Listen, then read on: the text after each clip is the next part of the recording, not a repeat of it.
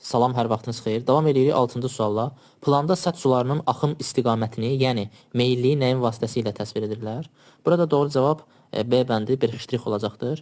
Gəlin indi burada 5 ştrixin nə olduğunu əyani şəkildə göstərək. Baxın, burada biz horizontallar çəkirik. Əgər gördüyünüz bax burada horizontala perpendikulyar çəkilmiş bu qısa xətlər hesab olunacaq 5 ştrix. 5 ştrix belə çəkmişəm, gördüyünüz kimi xaricə doğru çəkilibsə, bu dağ ya da təpə hesab olunacaq. Yox, içəriyə doğru çəkilirsə, çökəklik hesab olunacaqdır.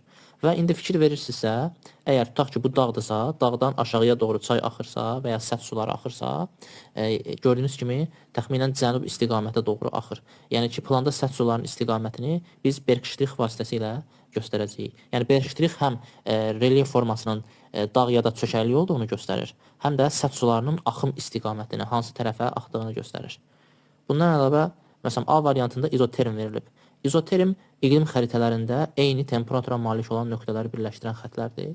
Tutaq ki, A nöqtəsi verilib bizə, B nöqtəsi verilib və C nöqtəsi verilib. Tutaq ki, bu A nöqtəsinin də, B nöqtəsinin də, C nöqtəsinin də temperaturu müsbət 10 dərəcədir və iqlim xəritələrində bu xətlər səlis əyri xətlər vasitəsilə birləşdirilir və məsələn 10 dərəcə Selsi, 10 dərəcə Selsi, 10 da. Yəni ancaq eyni temperatura malikdirsə və ərazilərdəki bölgələri, yəni eyni temperatura malik olan nöqtələri birləşdirən bu xəttə biz izoterm deyəcəyik.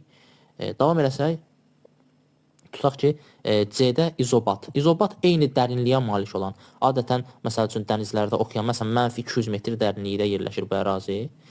Hər üçü də, yəni izo eyni deməkdir. Ona görə, yəni məntəqələrdə də dərinliklər, istəyir temperatur və s. eyni olmalıdır. İzobat da eyni dərinliyə malik olan nöqtələri birləşdirən xətlərdir. İzoget. İzoget eyni yağıntı miqdarına. Tutaq ki, A məntəqəsində yağıntının miqdarı 500 mm-dirsə, B məntəqəsində də, C məntəqəsində də 500 mm-dir və eyni yağıntı miqdarına malik olan nöqtələri birləşdirən xətlər hesab olunacaq izoget. İzobar da eyni təzyiqə malik. Yəni, tutaq ki, A məntəqəsində 500 mm civə sütunudursa, B-də də, C-də də 500 mm civə sütun olacaq və xəritədə həmin deməli təzyiq nöqtələri belə xətlə, səlis əyri xətlərlə birləşdiriləcək. İndi davam edirik. A-da deyirik izoterm. İzoterm eyni temperatura malik olan nöqtələri birləşdirən xətlər.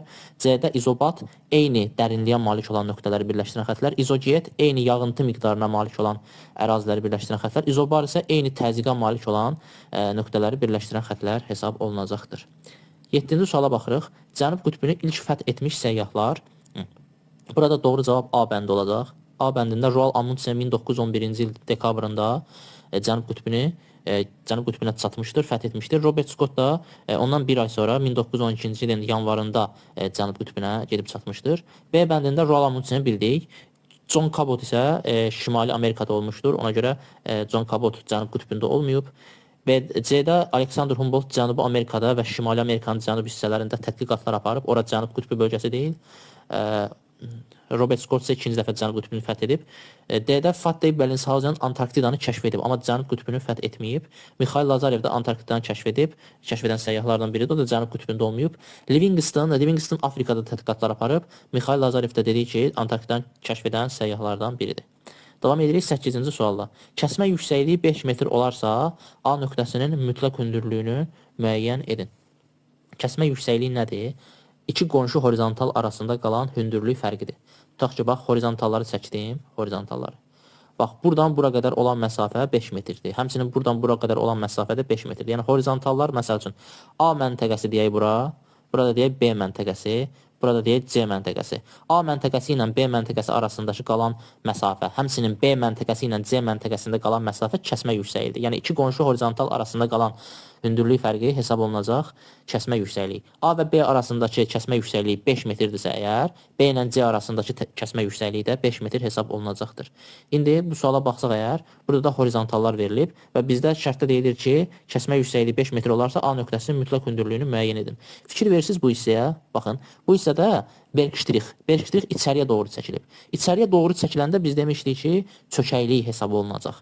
Əgər çökəklik idisə, deməli bu 35 metr olan hissədən aşağıya doğru, yəni belə deyim, hündürlük azalacaq. Çünki çökəkliyə doğru, aşağıya doğru hündürlük məlum məsələdir ki, azalır və 5 metrdən bir azalmalıdır da. Əgər bu gördüyünüz xətt 35-dirsə, 5 metrdən bir azalacaqsa, onun yanındakı olacaq 30, bura olacaq 25, bura olacaq 20, bura olacaq 15 və burada olacaq 10. Deməli, A məntəqəsinin hündürlüyü olacaq 10 metr. Yəni, fərqi yoxdur. İstəyirsiniz digər tərəfdən də hesablasınız, eyni cavab alınacaq. 35 isə bu nöqtə 5 çıxdıq 30, 30-dan 5 çıxdıq 25, 25-dən 5 çıxdıq 20, 20-dən 5 çıxdıq 15, 15-dən də 5 çıxanda, yəni A məntəqəsinə gəlib çıxmış olursunuz və cavab eləyir 10 metr. Deməli, A məntəqəsinin hündürlüyü hesab olunacaq 10 metr. 9-cu suala nəzər yetirsək, 9-cu sualı cavablandırmaqdan ötürü biz üfüqün cəhətlərini bilməliyik. İlk olaraq, əgər bilmiriksə üfüqün cəhətlərini qısaca izah edeyim. Baxın, üfüqün əsas və aralıq cəhətləri vardır. Əgər yuxarı hissə coğrafiyada şimal adlanır, qısaca şımı yazılır. Aşağı hissə cənub, qısaca C, şərq tərəf sağ hesab olunur, sağ tərəf şərq, sol tərəfdə qərb hesab olunacaqdır. Və davam eləsək, bunlar üfüqün əsas cəhətləridir. Şimal, cənub, şərq, qərb.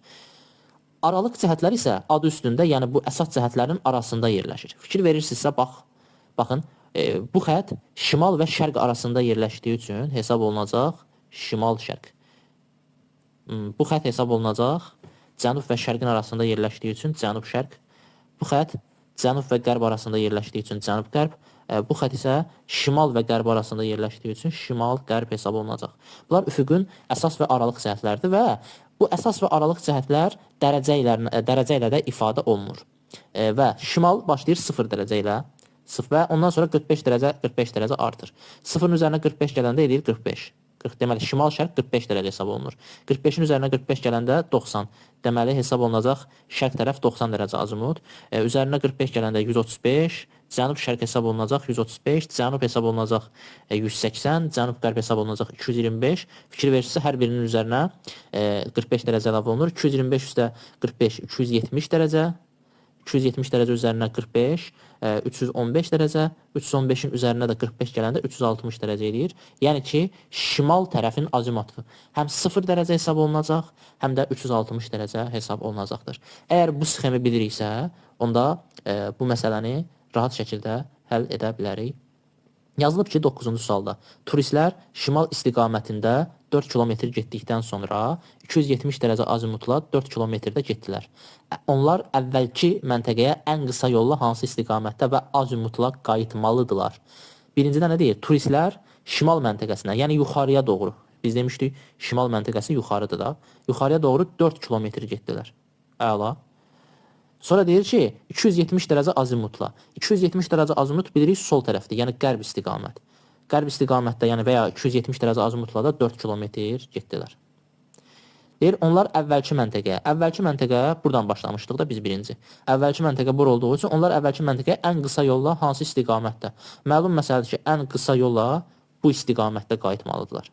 Bu istiqaməti biz burada da seçsək, görəcəyik ki, bu istiqamət cənub-şərq istiqamətdir. Və biz cənub-şərq istiqamət üçün 135 dərəcə demişdik. İndi cavablara baxsaq, cənub-şərq və 135 dərəcə varmı? Bəli, elə A variantında biz onu görürük.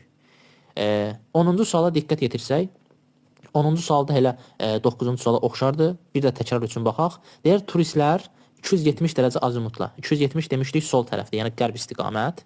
3 kilometr getdilər. 3 kilometr getdilər. Sonra şimal istiqaməti. Şimalda biz yuxarıya demişik. Yuxarıya da 3 kilometr yol gediblər. Davam eləsək, deməli, onlar əvvəlki məntəqəyə ən qısa yolla. Əvvəlki biz buradan başlamışdıq. Bu məntəqəyə ən qısa yol bu istiqamətdir. Bu istiqamətdə elə bayaqki kimi yenə cənub-şərq və ya 135 dərəcə hesab olunacaqdır. E bəndi.